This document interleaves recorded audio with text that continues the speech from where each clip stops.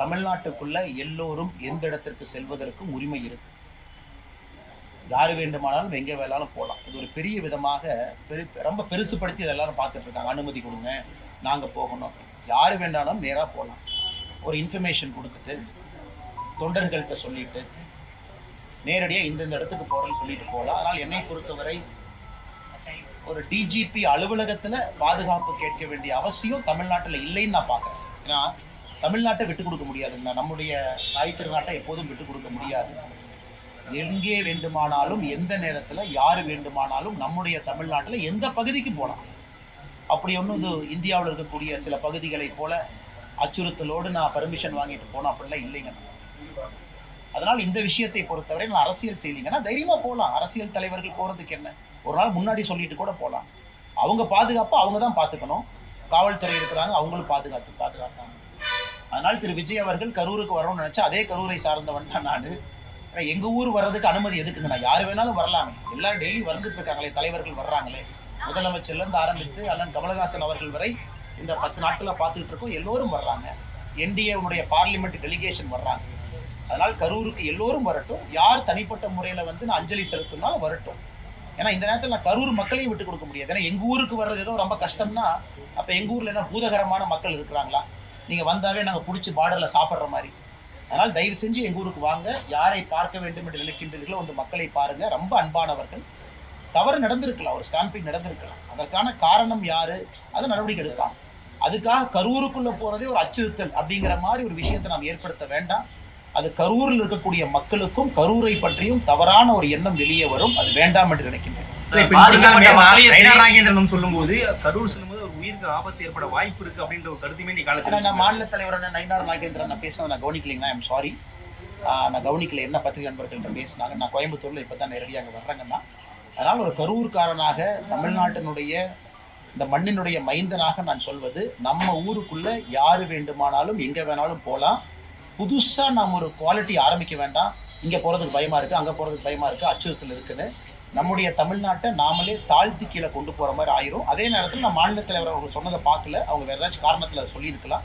அதனால் தயவு செஞ்சு என்னுடைய பேச்சு யாரும் திருப்பி ட்விஸ்ட் பண்ணி பார்க்க வேண்டாங்கன்னா, கரூர் பாதுகாப்பான ஊர். தயவு செஞ்சு வாங்க, மக்களை பாருங்க. அஞ்சலி செலுத்துவதற்கு யார் வேண்டுமானாலும் பாருங்க. அதே மாதிரி பாதிக்கப்பட்ட மக்களும் சரி, உயிரிழந்த அவருடைய குடும்பத்தினரையும் தனியார் மண்டபத்துல தான் பாக்குறதுக்கு தாவேக்கால பிளான் பண்ணிக்கிறதா சொல்லியிருக்காங்க.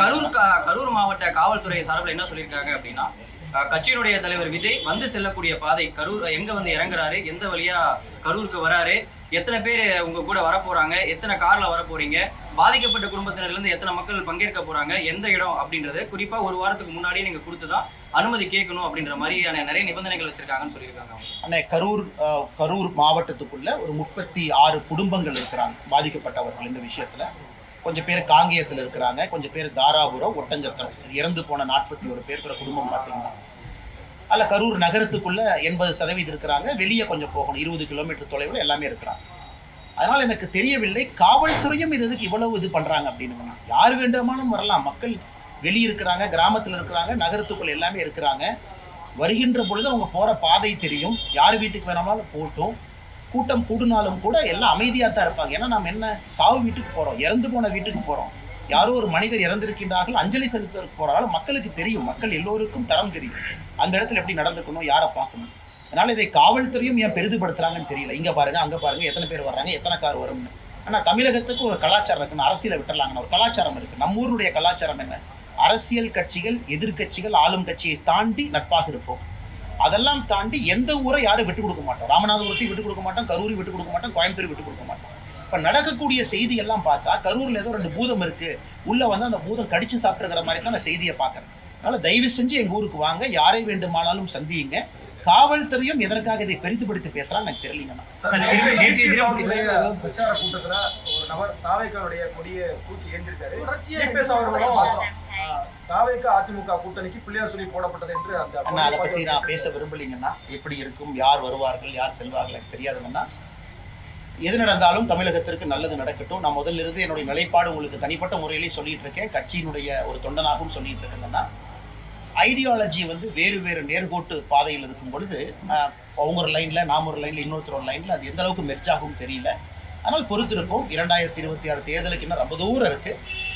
யார் எப்படி வருவார்கள் எல்லாம் கூட காலம் பதில் சொல்லும். அதனால் கூட்டத்துக்கு யார் வந்தாங்க, எந்த கொடி பிடிச்சாங்க, யார் சொன்னாங்க, நான் அதை பார்ப்பதும் இல்லை, எனக்கு அது தெரியறது இல்லைங்கன்னா.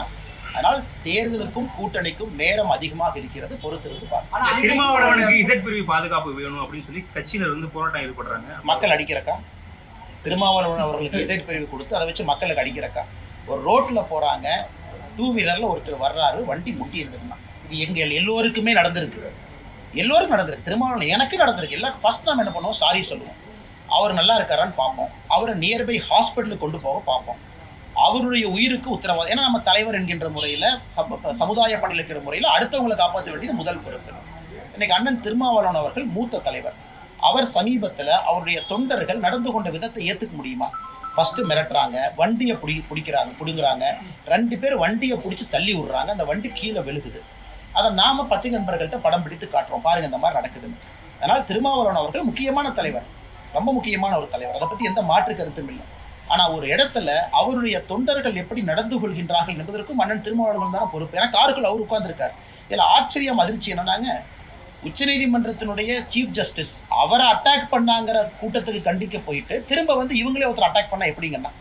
அதனால் இசட் பிரிவு பாதுகாப்பு, ஒய்சி இதெல்லாம் வந்து மத்திய அரசு, ஆளுகின்ற மாநில அரசு அவங்களுடைய இன்டெலிஜென்ஸ் டீம் எடுக்கிறாங்க, அந்த சர்வே டீம் எடுத்து அவங்க ரிப்போர்ட் பண்ணுறாங்க. அதுக்கு ஒரு கமிட்டி இருக்குது, செக்யூரிட்டி கேட்டகரைசேஷன் கமிட்டின்னு.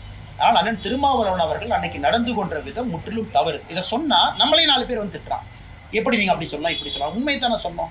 பப்ளிக்கில் நீங்கள் அடிக்கலாமா, ஒருத்தருடைய வண்டியை உடைக்கலாமா? அது எவ்வளோ பெரிய தவறுங்கண்ணா. இது வரைக்கும் காவல்துறை வந்து அவங்க சார்பில் எந்த ஒரு நடவடிக்கையும் எடுக்கல. ஆனால் இன்னைக்கு திருமாவளவனை பொறுத்த வரைக்கும் எனக்கு புரியல, காவல்துறை நண்பர்கள் ஏன் அவருடைய கட்சி அவர்கள் செய்த தவறுக்கு ஏன் முட்டு கொடுக்குறாங்கன்னு தெரியலீங்கண்ணா.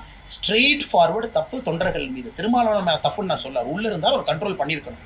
வெளியிருந்த தொண்டர்கள் அடிக்கிறாங்க, வண்டியை உடைக்கிறாங்க, இவ்வளோ பப்ளிக் நியூசன்ஸ் பண்ணுறாங்க, கெட்ட வார்த்தையில் திட்டுறாங்க.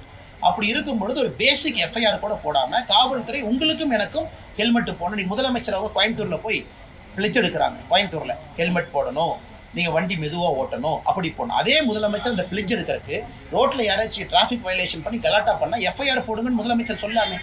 இன்னைக்கு கோயம்புத்தூர் எவ்வளோ பேர்த்தை சேர்த்து முதலமைச்சர் அவர்கள் டிராஃபிக் பிளெட்ஜ் எடுக்கிறார், டிராஃபிக் வயலேஷன் பண்ணாதீங்கன்னு.